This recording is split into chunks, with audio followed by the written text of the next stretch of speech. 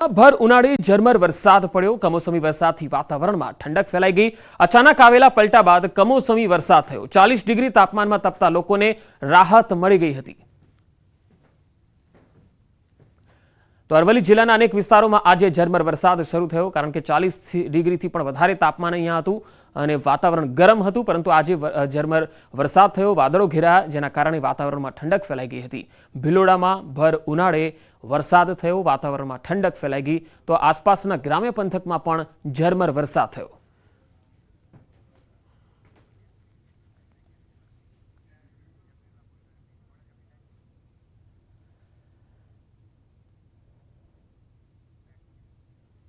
અને હવે વાત એપ્રિલમાં ફૂલ ગરમીની।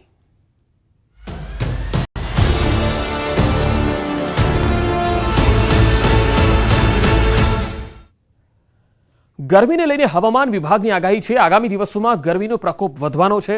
3 દિવસ યલો એલર્ટની સાથે સાથે હીટવેવની આગાહી કરાઈ છે। તાપમાનનો પારો 3 થી 4 ડિગ્રી વધવાની સંભાવના છે। આગામી 3 દિવસ તાપમાનમાં વધારો થશે। દરિયાકાંઠા વિસ્તારમાં ગરમ અને ભેજવાળા પવન ફૂંકાશે। 15 થી 17 એપ્રિલના હીટવેવની આગાહી છે। અમદાવાદમાં મહત્તમ તાપમાન 42 ડિગ્રી જેટલું રહી શકે છે। ગાંધીનગરમાં મહત્તમ તાપમાન 42 ડિગ્રી આસપાસ જોવા મળી શકે છે।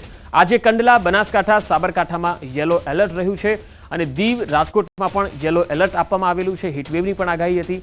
આવતીકાલે કચ્છ, બનાસકાંઠામાં યલો એલર્ટની સાથે હીટવેવની આગાહી છે। સાબરકાંઠા, રાજકોટમાં પણ યલો એલર્ટની સાથે હીટવેવની આગાહી છે।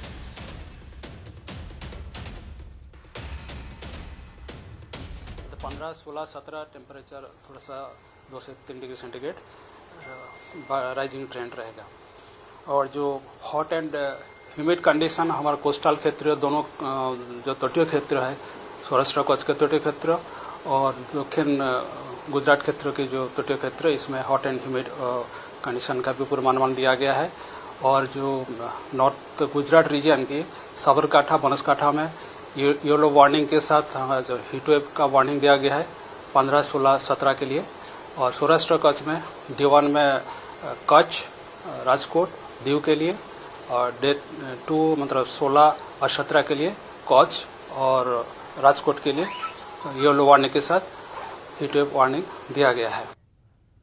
ગરમી અને ચોમાસાને લઈને મોટું અનુમાન। હવામાન નિષ્ણાત પરેશ ગોસ્વામીની આગાહી। ગરમીમાં શેકાવા તૈયાર રહેજો। 41 થી 45 ડિગ્રી તાપમાન રહી શકે। 16 થી 30 એપ્રિલ દરમિયાન ગરમી વધશે, એવું પણ પરેશ ગોસ્વામીએ જણાવ્યું। એપ્રિલ મહિનો 50% પૂર્ણ થઈ ચૂક્યો છે। માર્ચ અને એપ્રિલ મહિના